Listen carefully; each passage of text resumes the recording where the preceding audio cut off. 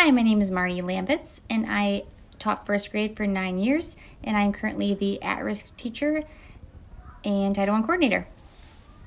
And I am Megan Collins. I have taught first grade for 7 years, and we are both Seesaw ambassadors.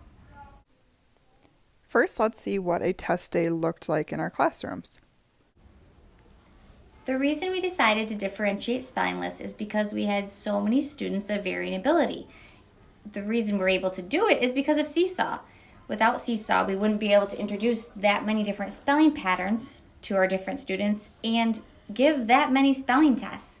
So with Seesaw, we were able to give as many as 17 or more at a time. At the beginning of the year, we hang up all of the spelling lists so that we do not have to hang them up all year. So you just really have to find a place in your classroom that you can hang up 30 to 40 QR codes depending on your class. The students scan the number of the list that they have been working on all week in Seesaw. The student would take their iPad, their headphones, their pencil, and their paper, and then go find a spot around the room to take their individualized spelling test. This is what the list would look like from their perspective when they took the test. They can click play, they can pause, they can rewind, and really do it at their own pace.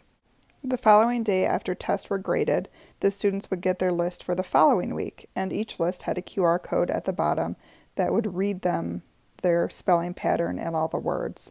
This makes it possible for our students to have a multitude of lists because instead of us trying to meet with each student and explain their list and go over the pattern, they can just listen to us explaining the list.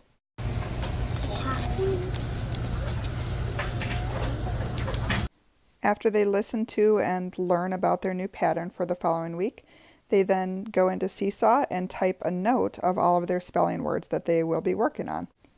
And then they record themselves reading the words. This was really helpful to see if they understood the pattern and were able to decode the words independently.